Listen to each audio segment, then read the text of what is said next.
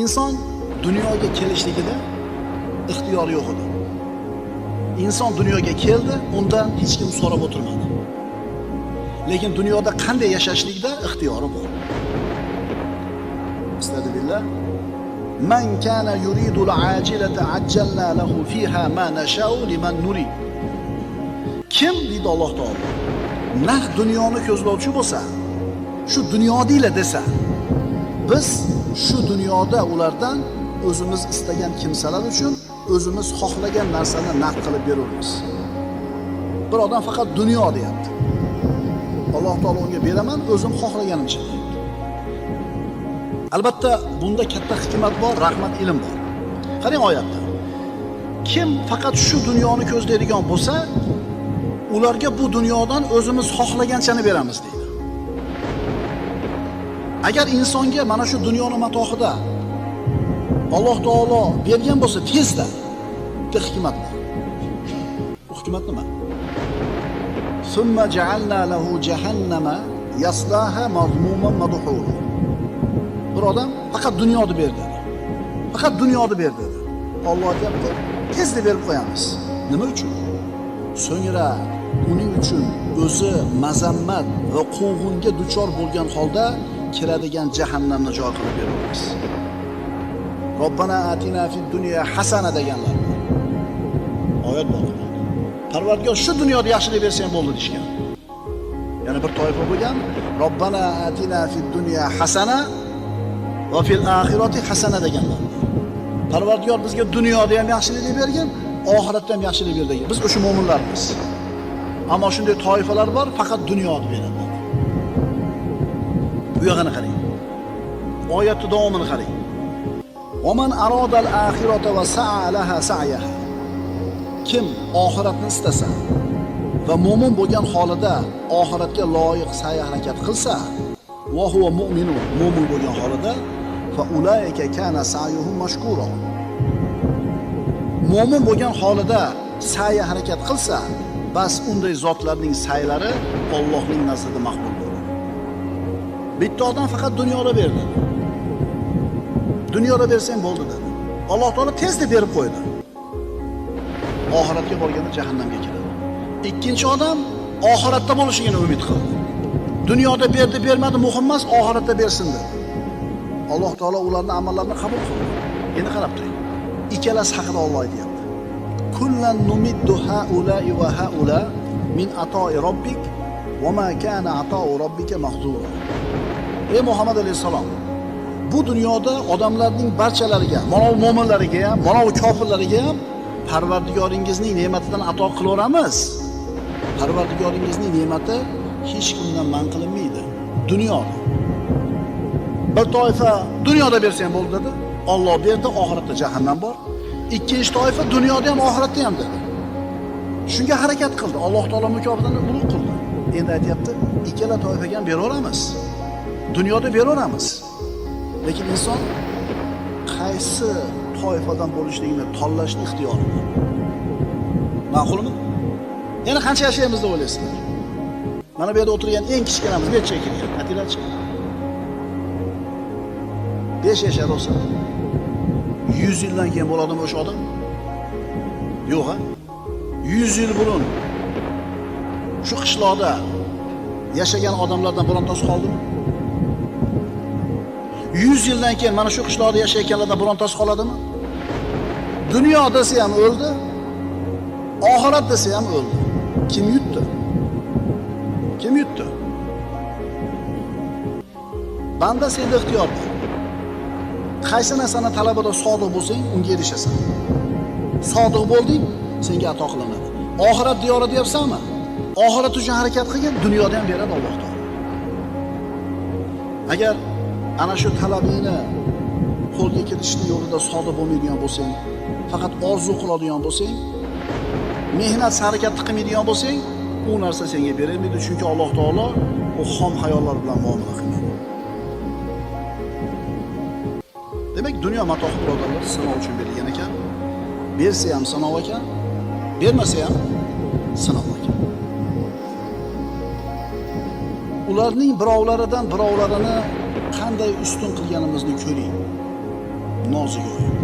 Alloh taolo aytadi: "Unzur kayfa faddalna ba'dahum ala ba'd."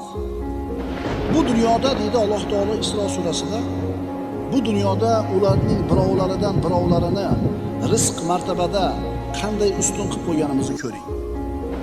Inson dunyoga keldi, rizqi taqdiriga yozilgan. Bir odamda boy bo'lishini Alloh yozdi, birini kambag'al bo'lishini yozdi. Bu Allohning xohishi. Birini ikkinchisini rizq ro'zada nima qilyapti? Tafovutli qilib qo'yapti. Katta bir kompaniyani korporatsiyani yuzayotgan odam bilan ko'chada o'sha aravasini itarib, pomidorni sotib yurgan odam barobar bo'ladimi? Yo'q, o'rtada tafovut bor. O'sha neyroxirurg bilan yonida xizmat qilayotgan hamshirasi barobar bo'ladimi? Yo'q. Qishloqdagi maktabning muallimi bilan universitetdagi professor teng bo'ladimi? Yo'q. Birini ikkinchisini rizq ro'zidan nima qildik deyapti Alloh taolo? Tafovutli qilib qo'ydik. Lekin valal axiratu akbaru darajatin va akbaru tafdila.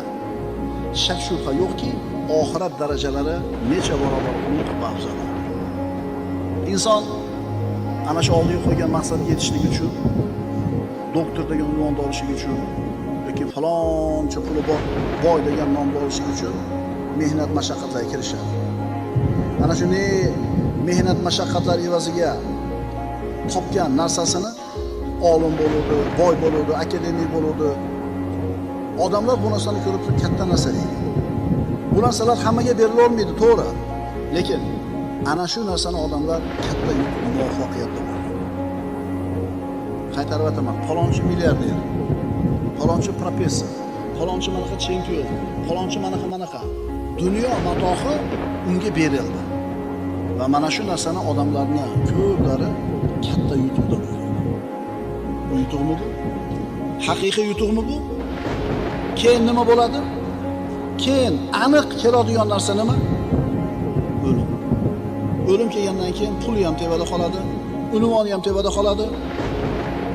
Endi ulug'lik nima bu yerda desa, haqiqiy ulug'lik, g'alaba, yutuq bu qiyomat kunida yutuq erishishlik. Bizning ko'zimizda doimiy suratda shu dunyo matohida muvaffaqiyatga erishgan odamlarga ko'z-ko'z qilinaveradi. Va mana shularni Alloh yorliqagan baxtli odamlar deb o'ylaydi ko'pchilik. Lekin haqiqiy baxtmi bu? Haqiqiy baxt nima? Qiyomat kungi, oxirat kungi baxtga ega bo'lishlik. Chunki hozir aytib o'tdik, o'lim hamma narsani ketkazadi. Boyni boyligini ketkazadi, kambag'alni kambag'alligini, podshohni podshohligini, qulni qulchiligini ketkazadi. O'lim hamma narsani yo'q qiladi. Ana shu o'lim kelgandan keyin yutuqqa erishgan odam haqiqiy g'olib odam hisoblanadi. Chunki bu dunyoning nasibasi vaqtinchalik. Sinov o'lim bilan hammasi tamom bo'ladi. Dunyo matohi. Alloh taolo eng yomon ko'rgan podshoh bu Firavn. Ana robbukumul a'la degan. Alloh podshohlikni unga ham beraverdi. O'zi yaxshi ko'rgan payg'ambar Sulaymon alayhisolamga ham o'sha podshohlikni beraverdi. Demak, dunyodagi podshohlik Alloh yaxshi ko'rgan, yomon ko'rgan bandasiga ham beraverar ekan. Boylik Qorunga ham berildi. Qorunga ham berildi, kofirga. Abdurahmon ibn Avfga ham berildi. Xulosa, dunyo matohi bir odamning qo'lida bo'lishligi Alloh uni aziz qilgani belgisi emas ekan. Chunki yaxshi ko'rganga ham yomon ko'rganga ham beraveribdi. Dunyo matohini bermaganligi Alloh xor qilganligini belgisi emas ekan. Ma'qulmi?